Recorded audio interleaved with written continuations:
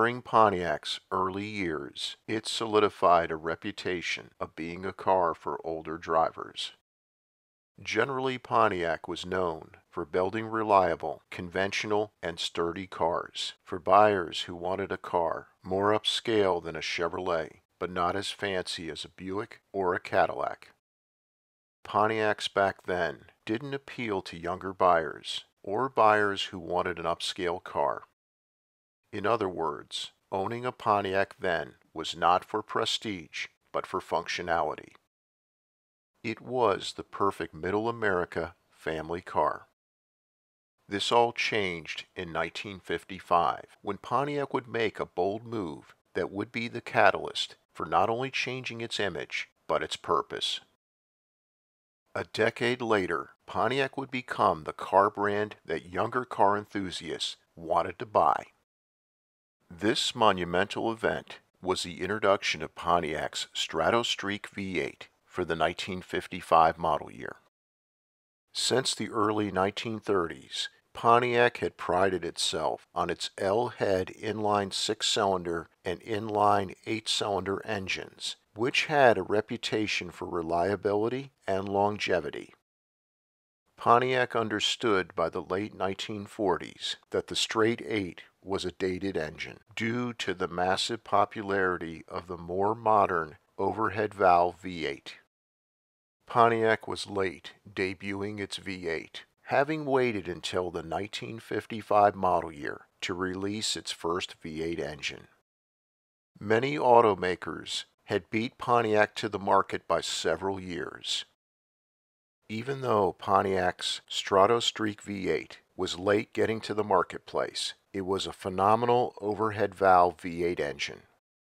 It was an engine design that would last for 25 model years before being canceled due to federal emissions regulations and the CAFE standards. The Strato-Streak's V8 architecture would power all of Pontiac's great muscle cars during the Golden Era, along with many of its other cars.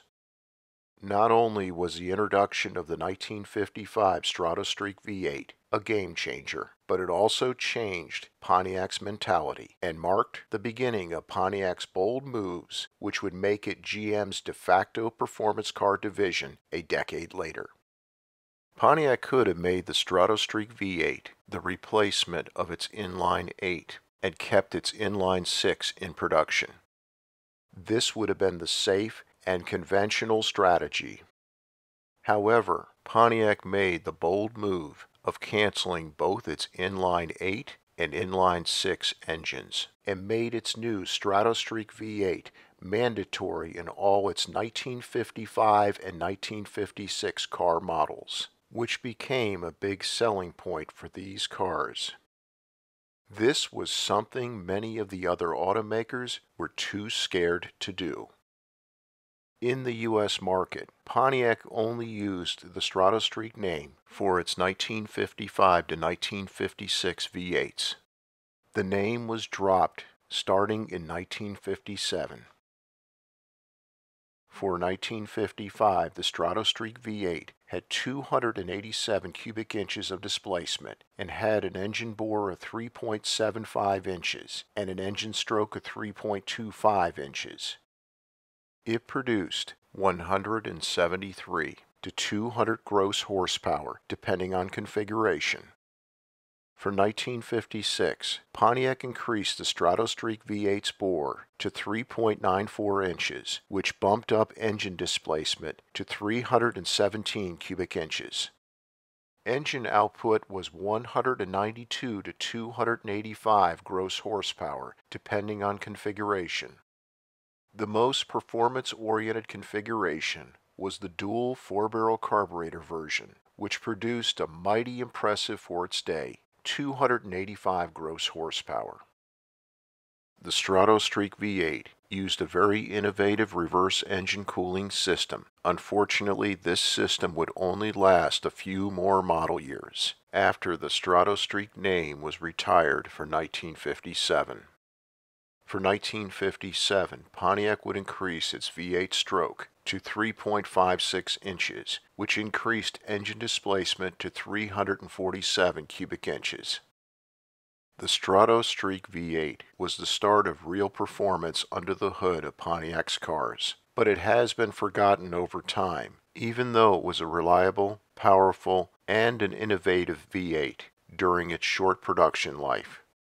Even though its name was retired, its engine design and engine architecture remained and thrived with the same exterior engine dimensions until the end of the 1979 model year, where the Trans Am and Firebird formula were the last Pontiac vehicles to have this Pontiac engine under its hood. At that time, it displaced 400 cubic inches. A shorter deck height and thinner engine wall version of this engine displacing 301 and 265 cubic inches was available until the end of the 1981 model year. Without the Strato-Streak V8, there may not have been a Pontiac GTO, Pontiac Trans Am, and many of the other legendary 1960s and 1970s Pontiac performance cars.